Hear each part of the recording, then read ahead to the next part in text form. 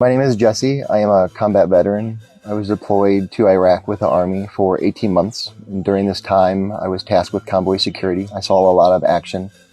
And when I came home, I felt very robotic and unable to connect with society. And I felt very depressed and in a dark spot. I was at my grandfather's funeral, and I had a very close relationship with him. And I wanted to be sad. I wanted to feel emotion. I saw people around me crying, and I longed for that. I desired to feel any emotion, but it just didn't come.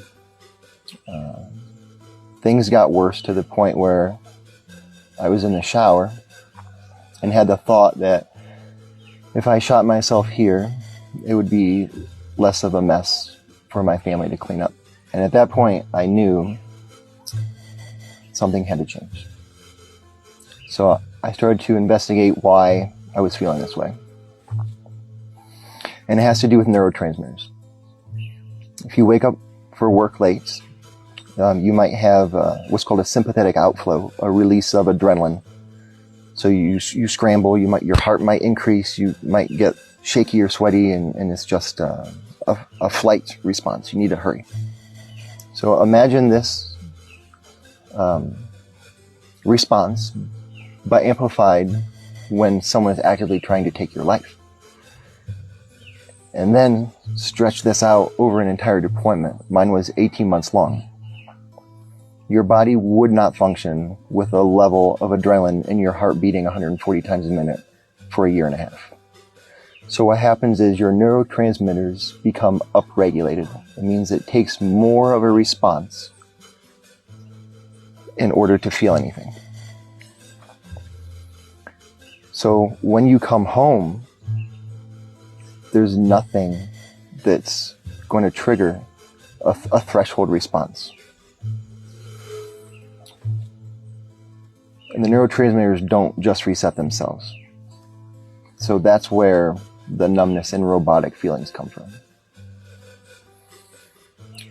So I started looking into alternatives from just antidepressants, because all they did was numb me down to the point where I wasn't a threat to myself. While I do believe I received adequate care from the VA, their version of a success story is if you're gainfully employed and are not a harm to yourself. You may cry yourself to sleep every night and have zero quality of life, but that's a success story in their eyes, and I wasn't willing to live with that. So I started doing research into plant medicine, and I felt drawn to ayahuasca. Ayahuasca is a very powerful medicine that allows deep healing and introspection and healing of trauma. It is not a cure. It is a very valuable tool, but you still are required to do the hard work. I say that if you feel like this may be something you're interested in, to please look into it seriously, because it saved my life, and I believe it can save others as well.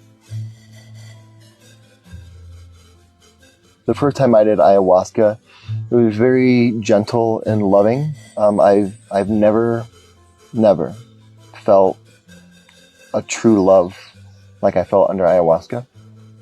And it was a journey, about 6 hours.